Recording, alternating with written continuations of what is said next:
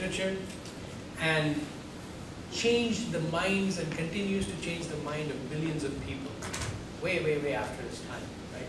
So you asked me about an example, right? When Shankara inhabited this planet, especially Southeast Asia, we had 3 or 4 major intellectual sects that pervaded the southern hemisphere.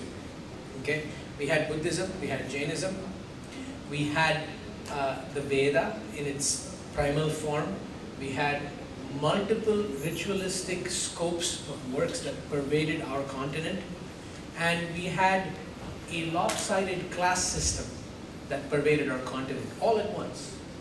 And this man, in a very short 32 years, man who was born in the southern state of Kerala, essentially unified an entire nation, not in an economic plane, not just at an intellectual plane, but at a spiritual plane. And let me come back to the whole notion of mass effect, right?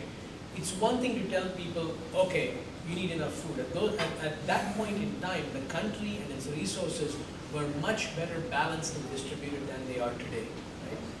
What if you were to look at historians, and if you look at Will Durant's work on Shankara, or if you look at most Southeast Asian historians' work on Shankara, they will tell you that the nation was divided on mental lines. The nation, the actual subcontinent itself, was divided on intellectual and mental lines a lot more than economic lines. So you have a phenomenal personality who has no organization, who has no money, who has intent of great scope, who has knowledge of great scope, and who has action of infinite potential. And you have this man, and what does he do? The effects of what he has done have survived multiple centuries. Whether you're people like Max Miller, whether you're people like Joseph Elder, Joseph Campbell, greatest philosophers, and people who look at schools of thought, Emerson, Jefferson, Washington, they've all read about the Bhagavad Gita and his interpretation and his commentaries, right?